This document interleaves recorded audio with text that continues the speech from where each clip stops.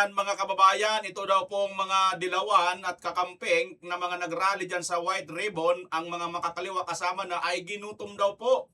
At lumapit nga po ito sa mga DDS mga kababayan at nagkabukingan. Magkano ba ang bayad mga kababayan? Aba ito po ang nangyaring bayaran kung magkano, panoorin natin. Sabihin mo kay Teddy Casino at mga kasama niya doon, imbitahan niya si Mike Defensor na magsalita sa taas. Imbitahan niya yung mga 18 Marines na tumayo sa taas dahil sila yung mga nasa forefront ng paglaban sa korupsyon dito sa Pilipinas. Ngayon po, welcome na welcome po ang ginawa ng White Ribbon Movement ngayon, ng White Ribbon Rally, na pinag-iisa niya lahat ng mga taong tumatawag sa korupsyon. At welcome yung sinabi nila na dapat ito ay walang kulay at dapat ito ay hindi partisan. Kami po ay handa dito na hindi magsalita ng Duterte. Handa rin kaming hindi magsalita ng anti-Marcos. Handa rin kaming magsalita na hindi anti-Dilaw, hindi anti-left, kahit ano. Basta sasabihin lang namin, itigil na ang korupsyon. As a matter of fact, nagpapatuloy nga yung ginagawa nilang impeachment laban kay VP Sara Duterte. Okay, fine, di magpatuloy kayo doon sa Senate. Basta anti-corruption, go ahead. Pero ipagpatuloy nyo rin yung mga ginagawa nating iba para totally mawala na ang korupsyon sa Pilipinas. Ayan mga Yung kababayan. impeachment laban kay BBM, ituloy na rin natin. Ayan ang impeachment laban kay BBM, ituloy na rin natin. Ayon nga dito kay Vice Mayor Attorney Harold Respicio. Grabe po ang nangyari dito nga po kahapon sa White Ribbon Rally mga kababayan dyan sa EDSA. At ito po ay nilangaw di umano. At panoorin po natin kung totoo nga po bang nilangaw. Ilan lang ba talaga ang mga attendees dito? At sino-sino ba mga nandito mga kababayan? Nako, mukhang may balibalita tayo. Mukhang hindi maganda ang hindi magandang implikasyon mga kababayan ang naipurma nito sa taong bayan. At mayroon pong nakapaloob dito na parabagang sikretong galaw nila. Kung ano ito mga kababayan, yun ang ating aalamin sa videong ito. Samantala, sa kabila naman, si VP Inday Sara, habang tinitira po nila, ito matutunghayan po ninyo mga kababayan, ang record po ay napakaganda. Si BBM naman, kahit saan magpunta, talaga mga kababayan, dinudumog ng ipis at langaw. Yan po lahat ang ating pag-uusapan mga kababayan. Ngunit bago yan, sa ngayon pa lang po nakabisita sa aking channel, ay inanyayahan ko muna kayo na paki-like at paki-share ang video ito. At kung inyo mamarapatin, paki-subscribe na rin, wala pong bayad yan. Paki-pindot ang notification bell all para lagi kang updated sa lahat ng aking mga upload. Guys, sana paki-ano nyo naman, paki-share nyo naman ito, nakikisuyo po ako dahil mukhang nagbabago yung algorithm ni YouTube, yung kanyang kinopromote, yung lumang video. Matatagal na mga kababayan, sana po ito naman ang i-promote niya. Grabe kasi kaya ilang araw ako hindi nakapag-upload mga kababayan, hindi po na ipopromote ni YouTube ang ating video. Okay? Pakisuyo lang po. Wala namang pumbayad yan mga kababayan. Salamat po sa inyo ha, tatanungin ko malaking utang na loob yan. Eto mga kababayan, ito po yung puntahan muna natin ang mga nangyari dyan sa Ito daw po yung mga nangyaring bayaran, 150 to 200 lang daw binayad sa kanila, ginutom sa rally. Panoorin natin ha. Halahakot pa ng mga ping sa rally sa Bistado, biktima din sila kaya pinakain ng mga ka-DDS. Kita nyo mga kababayan, mga DDS supporters pa ang nagpakain sa mga nabiktima na pinangakuan kung magkano, pero 150 at 200 lang daw ang ibinigay. So magkano nga ba? At bakit kayo pumunta dyan, Nay? Ay, madaya, may 150, may 200, may 300. Ay, may katkok. Magkano po? 200 pero walang pagkain. Ano ba yung tubig? Grabe. Sasakyan. So may sasakyan, may 200, walang pagkain. Pati din ang organizer niyo. Pinakain sa DDS.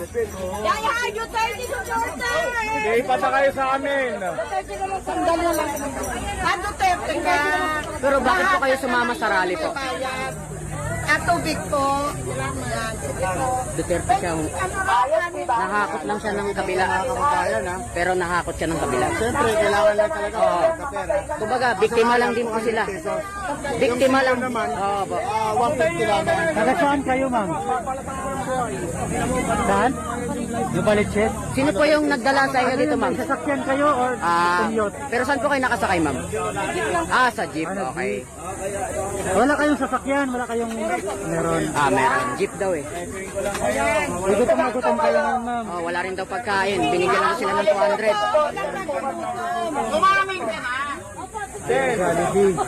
Ayan.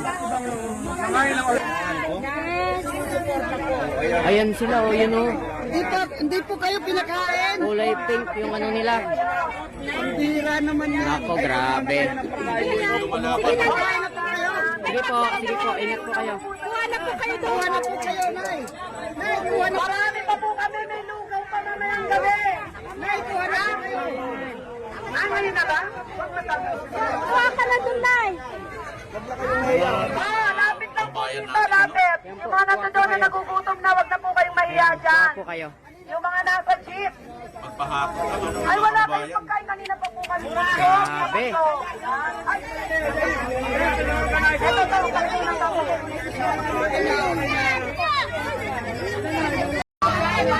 Ganito po ang nangyayari sa ating bansa mga kababayan kung may leader po tayo na wala pong pakialam sa atin pong mga kababayan. Abay, gustong-gusto po ito ng mga leader ng mga kurap, mga kababayan, na may mga kababayan po tayong nagiging timawa or timawa, no?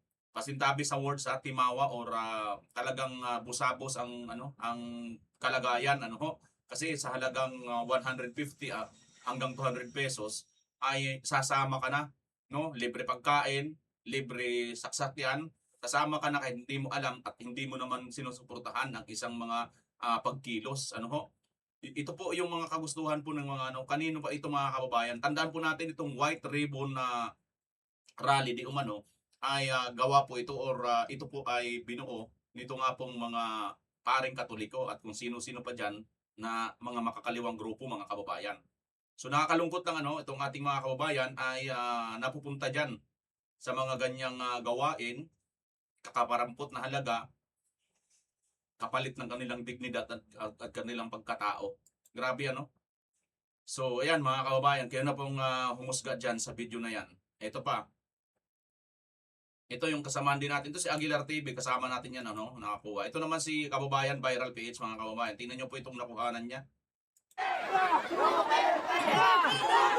Yan po yung mga makakaliwa po.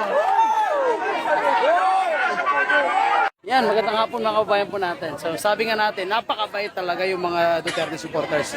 Itong mga nakapila na to, mga kababayan po natin, sila po yung mga kasapi ng mga ralista ng mga convict. So yung mga makakaliwa, sa madaling salita, sila po ay kasama ng mga hinakot para magrally. Pero ang nangyari po, mga kababayan po natin, gutom po yung kanilang inabot. Kaya pumunta sila dito, mga kababayan po natin, dahil nakita or nalaman nila na mayroon ditong namimigay ng libreng pagkain. Dito po napakaraming pagkain sa tent ng Duterte supporters. So ngayon, dahil nalaman nila na talagang may namimigay ng pagkain, may libreng ice cream, may libreng ice cream mga kababayan po natin. Kaya invite namin sila, kung gusto nilang kumain, pwede silang kumain. Ayan.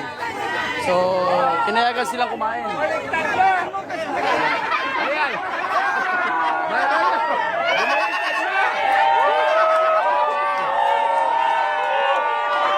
Bumaliktad ba?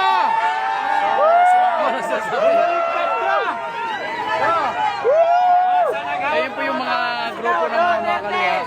Winelcome sila at pinakain sila ng mga Duterte supporters.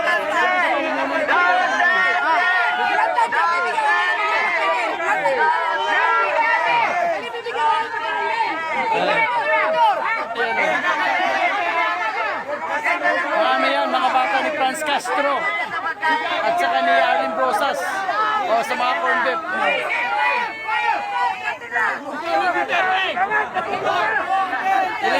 Ibigyan sila ng libreng pagkain kasi nga wala silang pagkain, ginutom sila. Yan po yung mga makakaliwa po. Ayan mga kababayan, itong mga makakaliwang grupo na kasama daw po ng mga makakaliwang tawag nito, yung mga makakaliwang kongresista ay pinakain ng ating mga kababayan na mga DDS or Duterte supporters. Nakakatuwa mga kababayan na may mga ganito po tayong mga kababayan na mga Duterte supporters na talagang pinagmamalasakit din kahit nga po itong kalaban or hindi natin kasama or kapanalig sa sinusuportahan. Lalo na nga hate ng mga ito ang mga Duterte. Pero katulad nga po ng napanood natin si Nanay, mga kababayan, ay talagang mukhang biktima lang din po si Nanay siguro talaga ng kahirapan. At ito po mga tiwaling mga politiko na ginugusto po ang mga kababayan nila or ang ating taong bayan na magmukhang timawa at timawa para sa kanila na lang po sumamba at sumama at mapasama kung saan man nila gustuhin, mga kababayan, sa kakarampot na halaga. Grabe ano ho? So ito, tingnan natin. Tuloy natin si Atty. Harold Respicio tungkol sa panawagan niya dito sa rally. Ano ba ang kanyang hinaing at bakit ba sila nandito? Ito po kasi mga kababayan, ano ho, sinasabi nga, na-invite din po ako dito, no, ni, basta may nag-invite po sa akin, sa rin kilala, no, kaya lang, nagkatubili rin tayo pumunta rito kasi nga, ito ay rally nga po ito ng mga dilawan or kakamping or yung mga dating galit kay Marcos ngayon, supporter na ni Marcos, di ba? So ito, panoorin natin si Atty. Harold. Sabihin mo kay Teddy Casino at mga kasama niya doon, imbitahan niya si Mike Defensor na magsalita sa taas. Imbitahan niya yung mga 18 Marines na tumayo sa taas dahil sila yung mga nasa forefront ng paglaban sa korupsyon dito sa Pilipinas. Ngayon po, welcome na welcome po ang ginawa ng White Ribbon Movement ngayon, ng White Ribbon Rally, na pinag-iisa niya lahat ng mga taong tumatawag sa korupsyon. At welcome yung sinabi nila na dapat ito ay walang kulay at dapat ito ay hindi partisan. Kami po ay handa dito na hindi magsalita ng Duterte. Handa rin kaming hindi magsalita ng anti-Marcos. Handa rin kaming magsalita na hindi anti-Dilaw, hindi anti-left, kahit ano. Basta sasabihin lang namin, itigil na ang korupsyon. As a matter of fact, nagpapatuloy nga yung ginagawa nilang impeachment laban kay VP Sara Duterte. Okay, fine, di magpatuloy kayo doon sa Senate. Basta anti-corruption, go ahead! Pero ipagpatuloy nyo rin yung mga ginagawa nating iba para totally mawala na ang korupsyon sa Pilipinas. Yung impeachment naman kay BBM, ituloy na rin natin. Lahat na mga sangkot sa flood control project, kasuhan na rin natin. At ipakulong na rin natin. Yun ang... Hoy, sandali! Sandali. Mahalaga po na i-maintain natin yung respeto sa host natin. Ang sabi ng host, malinaw ang sinasabi niya, huwag maging partisan, huwag lagyan ng kulay. Nandito kami para iparating at ipakita yung graciousness na iyon. Pero nga lang si Teddy Casino nagsalita kasi na hindi welcome si Mike Defensor eh. At hindi welcome yung mga DDS na katulad namin. Siyempre hindi kami pupunta doon. Pero kung babawiin niya yung sinabi niya ngayon, nasasabihin niya, Harold, Mike, alika dito, magsalita kayo sa taas ng stage. Walang problema, magmamarcha kami, pupunta kami doon ngayon. Walang problema. Sabay-sabay tayo, sisigaw. Itigil na ang korupsyon sa Pilipinas. Hindi kami magbabanggit ng BBM, hindi kami magbabanggit ng Sara dahil alam ko maraming nakatanggap sa inyo mula kay BBM. Pero hindi kami magbabanggit ng kulay at ng personalidad na sinusuportahan namin. Pero ang pinakamahalaga po sa Pilipinas ngayon, magkaisa tayo sa laban natin sa korupsyon. Kaya walang nangyayari, walang umaandar sa ating krusada para pabagsakin ang korupsyon ay lahat tayo mismo ay nagsisiraan. Isa naman ang ating objective. Kaya sa mga ganitong pagkakataon na gusto nating magkaisa, panindigan po natin. Huwag tayong ipokrito, huwag tayong plastic, maging sincero tayo. Ngayon po, nandito pa rin kami, alas 5 na. Dapat umalis na kami kanina pa, pero umaasa pa rin kami na i-welcome kami ngayon at lalapitan kami at pupunta kami doon. Sabay-sabay tayo tisigaw, itigil na po natin ang korupsyon. Dahil yan lamang ang simula ng totoong pagbabago sa Pilipinas kapag sama-sama tayo at nagkakaisa laban sa ating malaking kalaban na siyang korupsyon dito sa ating bansa.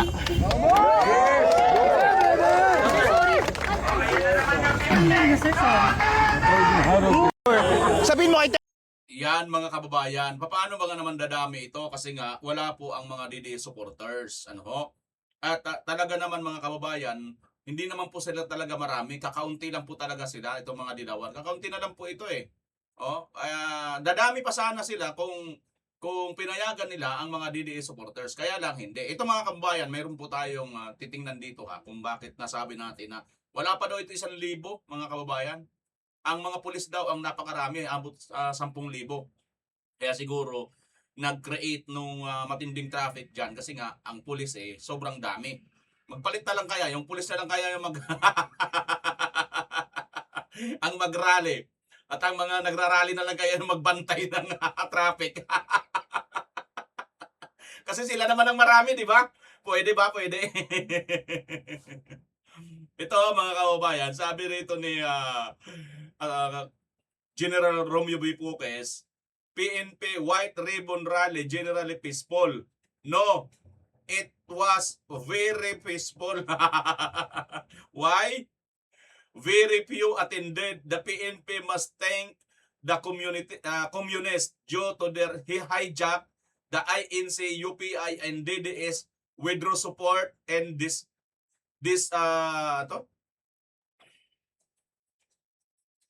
dissuaded their members from attending. Ayan mga kababayan. Ang ibig pala sabihin nito, no, nagtagumpay due to their hijack, no, nagtagumpay pala itong mga mga komunista para i-hijack ang INC, UPI at mga DDS na mag-withdraw ng support at hindi pa atinin dito sa tawag nito White Ribbon Rally nila, mga kababayan. Yung pala yun, ayon dito kay Romeo B. Puques, napaka-peaceful kasi nga, very peaceful pala. Hindi pala peaceful, very peaceful kasi nga, nagtagumpay pala mga kababayan. Ito pong mga ito na hindi makadalo or padaluhin ang mga DDS, no? Yun pala yun. Ito, tingnan nyo pa ito ha. Mga komis, sa sunod sa agahan ninyo ang pag-hijack ng rally para hindi sobrang mapirwisyo ang PNP sa inyo. Tuloy, 9,553 na pulis na marami galing pa sa ibang probinsya ang napagod sa pagbantay sa 998 sa rallyista ninyo. Grabe, ito daw mga communist. Agahan nyo raw sa susunod na pag-hijack ng rally para hindi daw mapirwisyo ang mga pulis, mga PNP na nagpunta na almost 10,000. Nagaling pa yung marami sa mga probinsya para magbantay lang dito sa 998 na nag-rally. Grabe mga kababayan. 998 lang ba? Wala pang 1,000. Oh, ito no. Congratulations communist. You hijacked the White Ribbon Movement protest rally and accomplish your mission of limiting the number of attendees to less than 1,000. You may now claim your malitas from the admin. Mag-claim na raw kayo ng malita. Nagtagumpay kayo. Ito pala ang ibig sabihin nito mga kababayan. Kaya pala, tuwan-tuwa sila pa rin dyan. Kahit kakaunti lang ang dumating, tagumpay para sa kanila yon. Hindi para tagumpay para sa taong bayan. Yung tagumpay para sa kanila na mapigilan na dumagsa ang mga tao. Oo nga naman mga kababayan, wala talagang pupunta dyan ng mga INC. Wala rin po talaga pupunta dyan ng mga DDS. Diba? Although may nagpunta nga, para ipakita lang, katulad nila Atty. Harold Respicio, para pumunta sila, pakita nila na nakikiisa sila kung anti-corruption ang pag-uusapan. Kaya lang mga kababayan, may balibalita, tinaboy daw sila. Katulad nga sinabi na Atty. Respicio, di ba? Hindi sila pinapapasok. Di ba mga kababayan? So yan po yung realidad dito. Kitang-kita na kung kayo lang ang magrarally, hindi kayo talaga ganun karami, no? Hindi kayo magtatagumpay. Ito, tingnan nyo mga kababayan. Sabi niya dito ni Mike Defensor, tinupad natin ang ating paninindigan bilang mga Pilipino. Marami ang nagtatanong kung ano nga ba ang tunay na nangyari sa White Ribbon Movement rally. 1 o 2 araw bago ang pagtitipon, inaatake na ako dahil lamang sa pahayag kong sasama ako. Bilang isang Pilipino, sa katunayan, nagulat pa nga ako na naging paksa ako ng batikos gayong hindi naman ako organizer ng pagtitipon. Ang tanging layunin ko lamang ay makiisa bilang isang Pilipino sa panawagan para sa pagkakaisa sa katotohanan, pananagutan at paglaban sa korupsyon. May isang malaking grupo ang pumatras sa huling sandali matapos nilang makita kung papaano pinagbawalan ng kaliwa ang naratibo sa mga araw bagong pagtitipon. Ngunit higit pa sa pagkontrol sa naratibo, ang talagang nagbigay dismaya sa marami ay ang marahas, mapanlait at mapang-ataking paraan ng pagtrato nila sa ibang nais nilang makiisa, lalo na sa mga inuugnay sa kampo ni Duterte. nang ipahayag na ang pagtitipon ay magiging isang anti-corruption at hindi kampihan na pagkilos. Marami sa amin ang nagpasyang makiisa alang-alang sa pagkakaisa, katotohanan at pananagutan. Kahit pa isinama sa panawagang panagutin lahat si VP Sara, Inday VP Sara, hindi kami kumibo sapagkat ang kanyang kaso ay nasa Senate Impeachment Court na at sinusunod ang prosesong itinakda ng konstitusyon. Ngunit paano naman ang 1.5 trillion flood control scandal? Paano ang mga aligasyon ng 1 billion delivery ng pera? 3 beses bawat linggo. Paano ang mga pahayag ni Sergeant Cotesa ng 18 Marines at ang mga aligasyong kinasasangkutan ni Saldico? Nakita na ba tayong seryoso at kabuoang hakbang upang alamin ang katotohanan? Hanggang ngayon, wala pang subpina na ipinapadala kina Executive Secretary Lucas Bersamin, DBM Secretary Amina Pangandaman, Yusek Adrian Bersamin, Yusek Traiguv Ulaybar, Mark Tiksay, Paul Estrada, COA Commissioner Lipana at iba pang mga personalidad na hayagang nabanggit kaugnay ng mga aligasyong ito. Sa kabila ng bigat ng aligasyon, wala pa rin na ipapakitang resulta ang NBI at iba pang mga ahensya ng pamahalaan sa paghahanap ng katotohanan tungkol sa mga di umano'y delivery ng salapi at mga balita ng pera. Sa halip, tila sila pa ang nagagamit laban sa nagsasalita, laban sa korupsyon at naghahanap ng katotohanan at katarungan. Hanggang ngayon, wala pang kahit isang malaking personalidad ang napapanagot o naipapakulong dahil sa pinakamalalaking iskandalo ng korupsyon sa ating bansa. Sinuportahan namin ang panawagan para sa pagkakaisa, sinuportahan namin ang panawagan laban sa korupsyon, iginagalang namin ang panawagan maging hindi ito usapin ng kampihan at nakikiisa kami bilang mga Pilipino. Ayan mga kababayan, no? Ito yung grupo ni grupo ito ni Congressman Libeste, di ba? Ito yung mga tungkol sa VAT, kanilang panawagan, di ba mga kababayan? Ayan, ito naman mga makakaliwa. Sabi nga ni kababayan Viral Page, mga corn beef. Di ba mga kababayan? So, ito ang masasabi natin dito, no? Ang masasabi natin dito ay sinikap po ng mga Duterte supporters, Duterte allies, no, na makiisa sa panawagan po dito ng White Ribbon na kadalasan inorganisa nga po ito ng mga kaliwa or mga kakamping or dito nga sa party ng mga kakampi ni Marcos Jr. Alang-alang para doon sa sinasabi nila, panagutin ang lahat ng may mga kasalanan sa korupsyon, kahit nga si VP Inday Sara. Nakiisa sila, di ba? Pero, kita naman mga kababayan na hindi sila pinapasok. Sinasabi mismo daw ni sabi na Atty. Halo Respicio. So, kita nyo na dito kung saan lang talaga nila. So tuloy, nagtutugma itong sinasabi ni General Poques na mukhang mga MPA ang nagtagumpay dito, mga komunista, mga kababayan. Tingnan nyo nga, may banggit pa dito na tila inimbitahan dito ang INC, mukhang inisnab sila. Tingnan, panoorin po natin itong balita. Seguridad sa palibot ng White Plains at People Power Monument. Madaling araw pa lang, nandito na mga pulis. Andito mga kababayan, ito. Daw nila ang iba't ibang relihiyon, kabilang ang Iglesia ni Cristo, pero hindi raw sigurado kung dadalo. Ayan mga kababayan, inibitahan daw nila ang iba't ibang mga relihiyon pero hindi daw sigurado kung dadalo. Pati daw itong Iglesia ni Cristo, mga kababayan. So anong ibig sabihin? Kunwari, nag-invite sila katulad niyan sa mga DDS, INC, UPI, pero siyempre alam nila hindi talaga dadalo yan. Dahil sila mismo gumawa sila ng paraan para hindi talaga makapunta dyan. Di ba? Sabi ni Bishop Bagaforo, ang kanilang programa ay bukas sa lahat ng kulay. Kaya nga raw Kita nyo mapagkunwari talaga, bukas daw sa lahat ng kulay. Pero ano nangyari? Bakit sinasabi ni Atty. Harold Respicio hindi sila pinapasok ni Congressman Mike? ang kulay ng kanilang kampanya. Inimbitahan din daw nila ang iba't ibang relihiyon, kabilang ang Iglesia ni Cristo, pero hindi raw sigurado kung dadalo. Sabi nila, they will not stop kung sino mga kasapi nila na gusto sasama.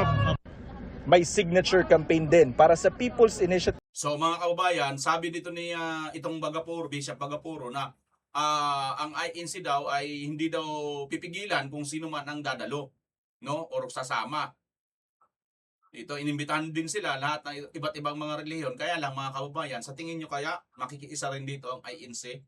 Lalo nga, no, na may ang pinaglaban ng INC na una na dati, yung ayaw nila sa impeachment. Ngayon, nakasalang na nga si Pipinday Sara sa impeachment. Pagkatapos, sinisigaw nyo pa na panagutin. Tingnan nyo mga kababayan, sigaw nila, Marcos singilin, Sara panagutin. Di ba? Para bagang tuloy, si Marcos, yung sisingilin, siguro yung mga gusto lang nilang banggitin yung sisingilin, yung 203 state tax ni Marcos. 203 billion state tax na final executory na yon galing sa Supreme Court decision, di ba? Baka yun. Yun yung sisingilin ninyo. Ang dami pa. Meron pang PhilHealth.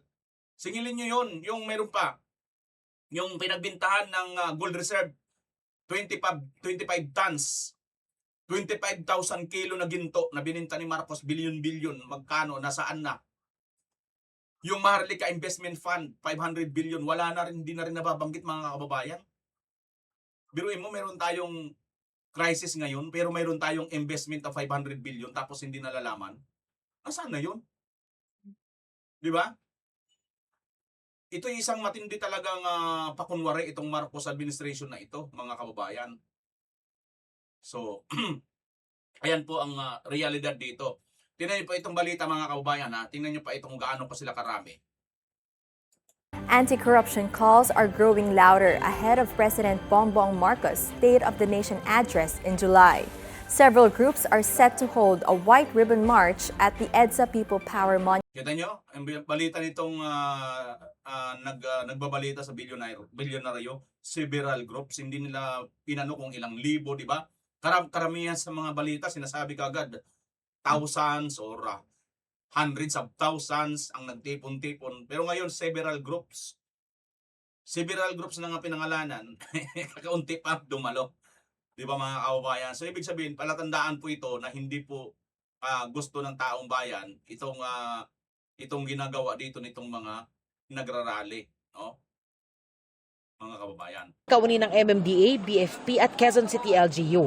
Ang isang grupo ng kabataang ito, bumiyahe raw ng 8 oras para lang lumahok dito sa White Ribbon March. Pinili nilang magsuot ng itim sa halip na puti. Hindi po kami maka-Duterte, hindi po pa kami maka-BBM. Nandito po kami para po sa mamamayan. Nandito po kami para iparamdam po sa lahat dito na wala po kaming kinakampihan o wala po kaming ini-idolize. Buong araw, mabagal ang daloy ng trapiko sa EDSA northbound mula Ortigas. Kita nyo mayroong pumunta pa na nakaitim. Ang tema dito ay puti. Di ba? Pero sinasabi nila hindi daw sila maka-Duterte, hindi rin sila maka-BBM, pero Ilocano defenders sila. Oh. Okay na sana ito mga kababayan, kaso sila mismo ang ayaw nila na magkaroon ng totoong pagkakaisang taong bayan. So talaga pupunta tayo doon sa pwede tayong magkaroon ng siguro maliit na conclusion, di pa naman bukabuuan, na itong ang rally nila para lang ma-preempt ang maaaring gawin na talagang yung totoong rally ng ating mga kababayan. Di ba? Ito po yun. Siguro ganun po ang ano lang nito mga kababayan, target nito. Na wag lang talaga magkaroon ng tunay na rally. Di ba? Para magtagumpay po. Pero huwag kayong mag-alala mga kababayan. Katulad ganito ngayon, no? Itong mga napababalita noong nakarang araw, aresto si Senator Marcoleta, pero natakot sila, di ba? So ibig lang sabihin yan, bakit sila natakot? Dahil ba sa talagang ang INC pagka sila ang magparali, sigurado talaga yan, milyon ang lalabas sa kalsada. Kaya yun ang kinatatakutan nila. Kaya yun, mga kababayan, abangan na lang natin. Pagka si Senator Marcoleta ay kanila talagang ikulong, arestuhin, doon tayo makakakita ng rally talaga mga kababayan. Okay? So, ito, punta na tayo. However, punta tayo dito kay Marcos. Aba mga kababayan, tingnan nyo po ito si Marcos. Nagpunta na naman sa Cotabato, pero tingnan nyo, nega talaga, nilangaw na naman. Walang katao. Maraming tao, pero talagang para lang siyang para lang siyang meron sa basketball nagpunta. Tingnan nyo. ang Pangulo ng Republika ng Pilipinas, His Excellency Ferdinand R. Marcos Jr.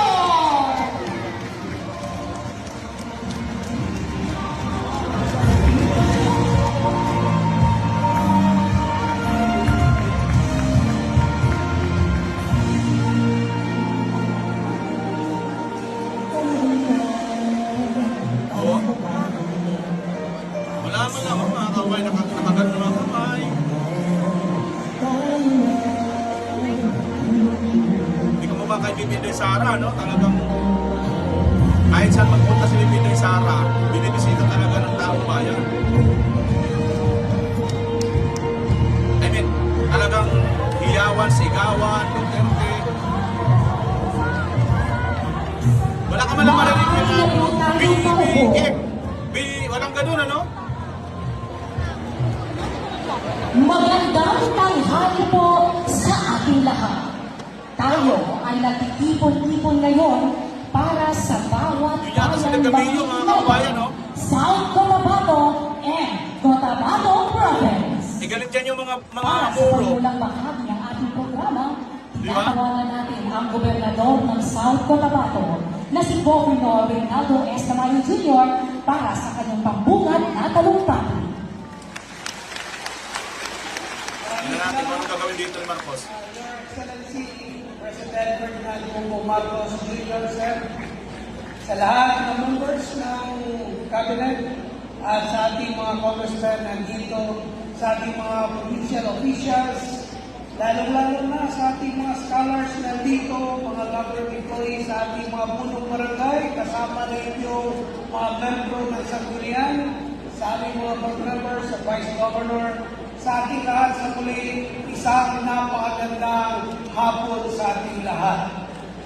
Ngayong araw ay masasaksihan natin kung paano ginawan ng administrasyon ng ating mahal na Pangulo ang pagbaba ng pundo mismo direkta sa mga local government units. Ito yung unang pagkakataon na kung saan direktang ibinaba mula sa national government papunta sa provincial government at ang provincial government ng South Cotabato ay pinagmamalaki natin na nakatanggap tayo ng 244 million galing sa local government support fund. Ganun din ang ating mga municipal mayor sa ating city mayor, lalong-lalo na ang lahat ng ating mga barangay, kasama ng ating mga barangay scholars na dito. Kaya mahal na Pangulo, maraming salamat at ito pa lang ang simula at natitiyak at tinitiyak na ito ay magtuloy-tuloy na may baba yung pundo mula sa national government papunta sa local government aside sa national tax allotment na meron ang mga local government units. So sa muli, mahal na Pangulo, maraming salamat at welcome to the province of South Cotabato. Maraming salamat, Governor Tamayo. At sa puntong ito, ating inaanyayahan ang ating mahal na Pangulo upang pamunahan ang paggawan ng Social Civic Projects Bank o SCPF Financial Assistance na may kabuuang halaga na 40 million pesos para sa mga barangay ng probinsya ng South Cotabato na tatanggapin ni Governor Reynaldo S. Tamayo Jr., ABC President ni Ryan Escobillo na siyang kumakatawan sa 200 na punong barangay dito sa South Cotabato. 40 million lang yata mga kababayan, ano?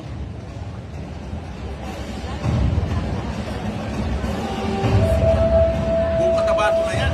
Maraming salamat po.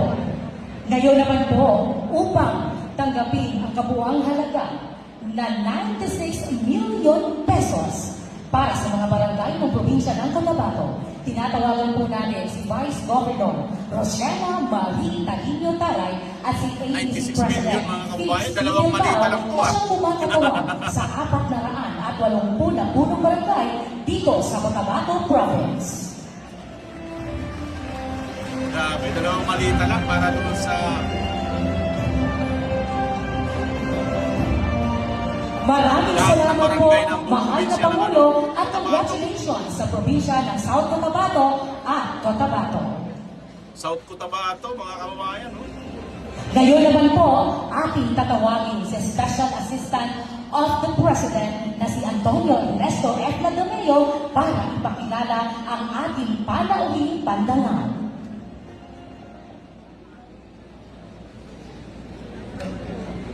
The President of the Republic of the Philippines is Nako, di ba, ito na Excellency yung Ferdinand R. Marcos Jr.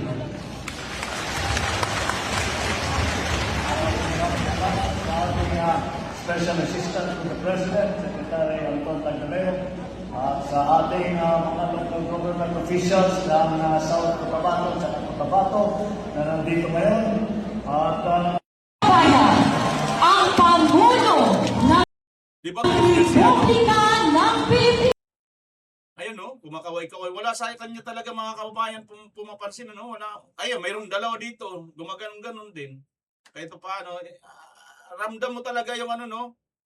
Hindi masaya, hindi ano yung taong bayan sa kanya pag pumupunta siya, no? Mga kababayan. Unlike kay BP Inday Sara, talaga naman. Ayun, napanood nyo, ha? Kung gaano ka importante ni BBM, kung magkano ang halaga lang.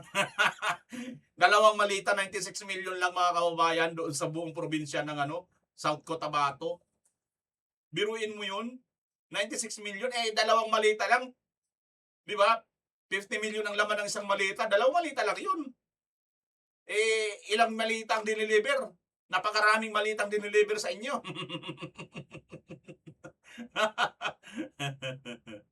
Ay, nako talaga, oh. Eto, mga kababayan, panoorin nyo itong isang ito. Oh. Ito naman si BP Inday, mga kababayan. OBP nagtala ng mataas na budget utilization noong 2025.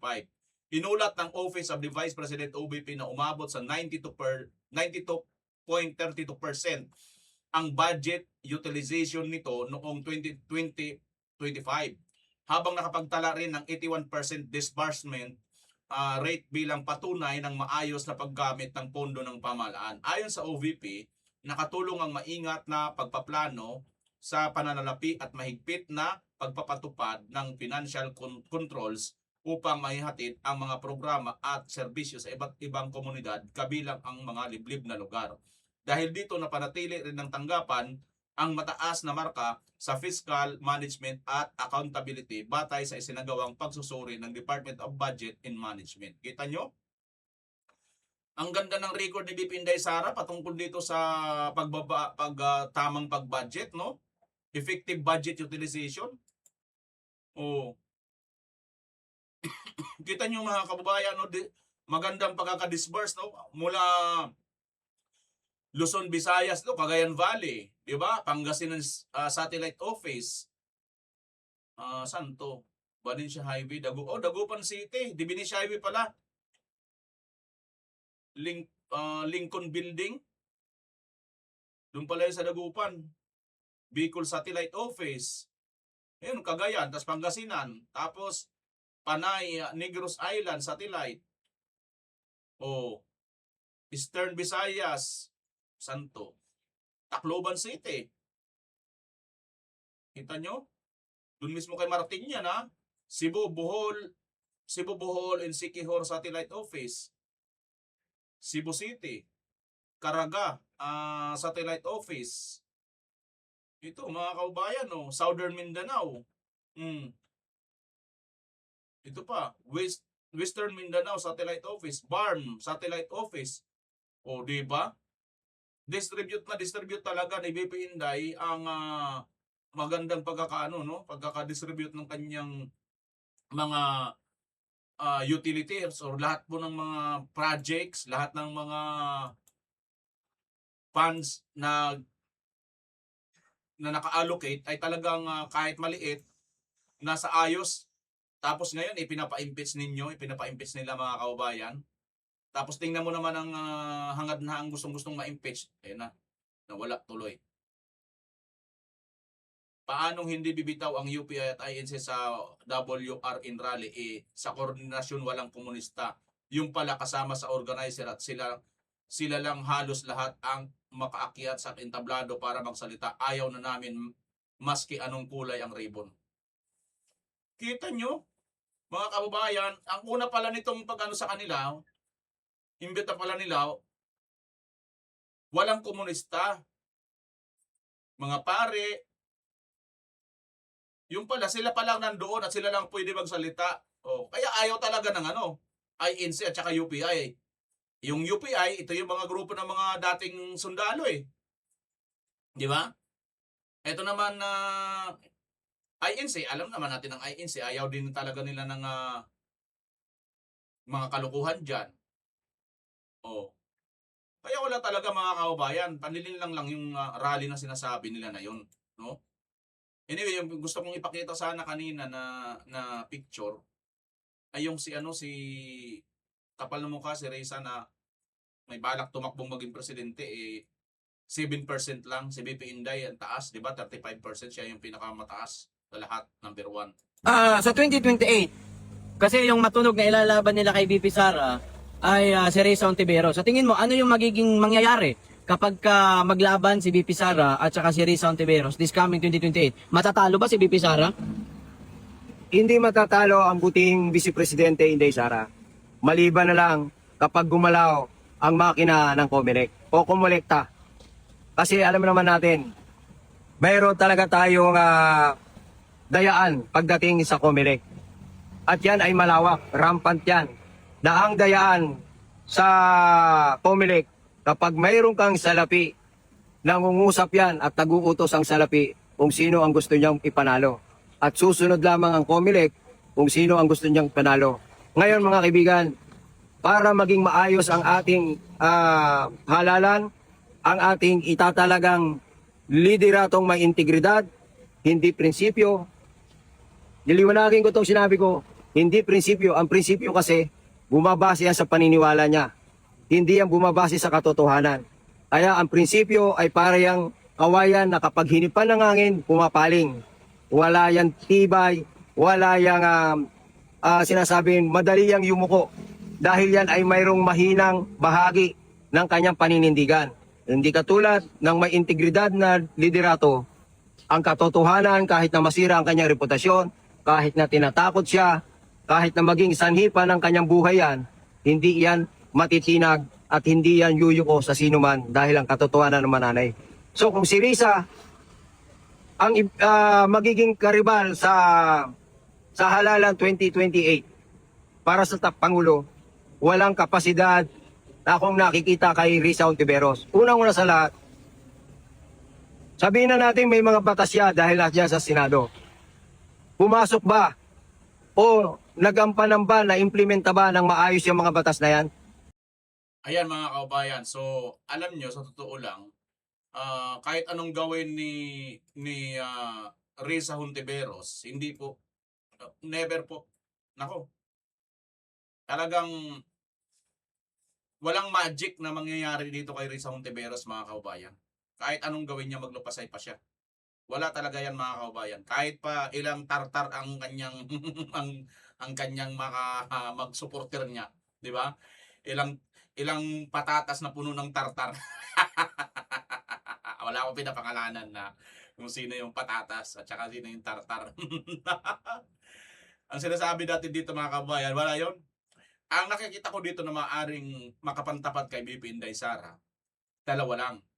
Si Raffy Tulfo at saka itong si Leni Robredo. Itong dalawang ito mga kababayan ay malaking posibilidad na talagang tumapat ito kay BP Inday Sara.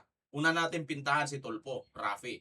Si Raffy Tulfo mga kababayan, nung araw, napanood natin yan, talagang yinayabang niya, sinasabi niya, nako, hindi siya papasok sa politika. Di ba?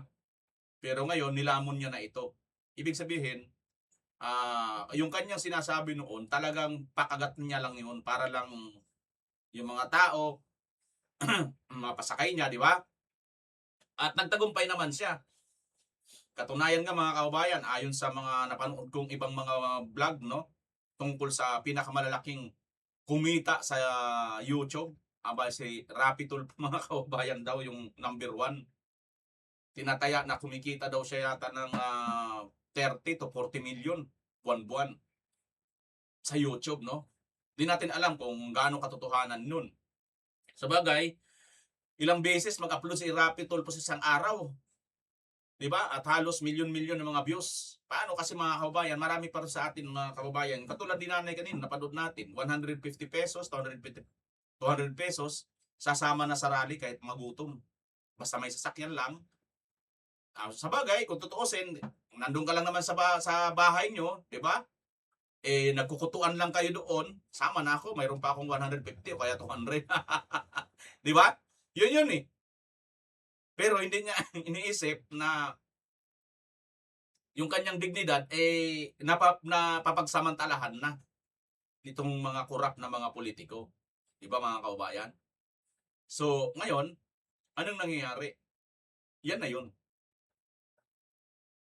Katulad dito kay Rapi Tulfo, nakakarami siya ng mga supporters, mga followers, na mga wala talaga. Nagustuhan lang kasi nga, pinagtatanggol daw di umano, yung mga guard, away mag-asawa, away kabit, yung mga OFW, na mga hinapi ang mga asawa, iniwan dito, babae, lalaki, vice versa, di ba? Tapos, yung mga pulis, mga PO1, yung mga kayang-kaya lang niya. Yun lang yung kanyang ano dyan, no, mga kaubayan. So, trending na trending, viral na viral. Kaya milyon-milyon ang kanyang followers. Speaking of followers, bumababa daw ang followers niyan eh. Katulad na lang din natin noon nung una yan nagsalita laban kay BP Sara at Tatay Digong. Ang followers na yan natin, 23 million, bumagsak yata sa 20 million na lang eh. Biruin nyo, million ang nawala sa subscribers niya. Pati si YouTube, na ano doon, nabahala doon kasi isipin mo yun, bumagsak ng ganong kalaki yung subscribers mo. Eh, times 2 pa yun. Kasi may paakyat pa dapat eh. Diba? So kung 3 million ang bumaba, may 3 million na dapat umakyat. Parang 6 million yan mga kababayan. Kasi yung 3 million hindi na umakyat. Dahil nagbagsakan na eh. Sabihin na lang natin, 4 to 5 million ang nawala sa kanya. Ganun po kalaki ang nawalang boto dito. Lalo na ngayon mga kababayan na napatunayan na po ng taong bayan si Rapi Tulfo, eh wala pong bayag pagdating po sa mga ganitong malalaking issue. Tahimik sa flood control. Katulad na itong kanyang kapatid na Bindalo, eh paano eh, sangkot din sa mga mali-malita, sabi ng mga dating sundalo, di ba? Yan. So, ngayon, mahirapan po sila kasi iisipin ng mga tao, oo, makukuha niya yung mga masa, yung mga mabilis lang mapaniwala, lalo ng mga marites. Di ba? Lalo ng mga marites. Pero yung talagang nag-iisip, kahit hindi naman mayaman, kahit hindi naman mataas ang pinag-aralan, basta nag-iisip, hindi niya makukuha ang buto ni Rapi Tulfo, di ba? Ang buboto lang naman sa kanya, yung ano lang, hanggang doon na lang ang mga utak minsan, hindi na nag-explore yung utak nila. Naiwan na stuck na doon sa pag-marites issue lang, PT issue lang, di ba? O di ba, mayroon siya doon dati investigasyon tungkol sa PCSO. O, nang kinausap sila ni BBM tsaka ni asawa, wala na. Hindi na nabanggit yung tungkol sa PCSO. Di ba mga kaubayan? Pagkatapos, ito naman ngayon. Yung tungkol naman dito kay ano. Wala. Wala na mga kaubayan. Yung tungkol dito sa nangyari dito sa kanyang tawag nito, yung kanyang issue sa kanyang asawa. So wala. Ito naman si mga kaubayan, si Leni Robredo. Siyempre, dati na siyang vice president. At talagang may base sila, itong mga dilawan. Kaso nga lang, hati na ngayon ng mga dilawan. Dahil yung kalahati dyan, kinukuha ni Reza. Diba? Kumukurot si Reza dyan sa mga kakamping. Kaya, kahit sino sa kanilang tumapat dyan, kay BP Inday Sara, hindi naman ako nag-conclude, pero sa tingin ko, daya lang ang ipapanalo nila. Pag dinaya nila si BP Inday Sara, dayain nilang eleksyon, pwede silang manalo mga kaubayan. Diba? Sige.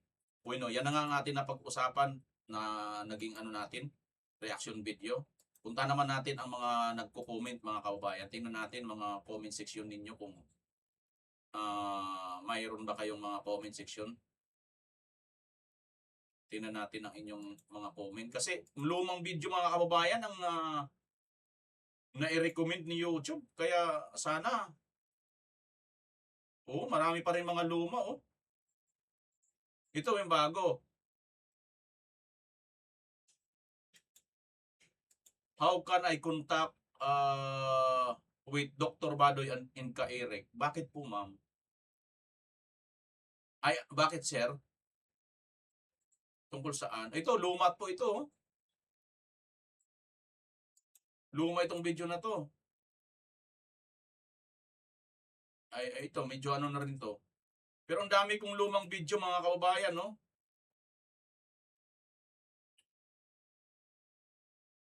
Na nirecommend ni YouTube.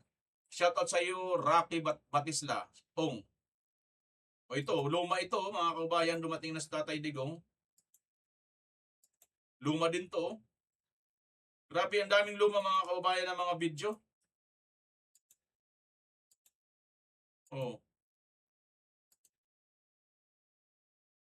Kahit anong gawin sa mga pangbabastos sa mga buhayan ni BP Inday, Sara, solid Duterte pa rin kami.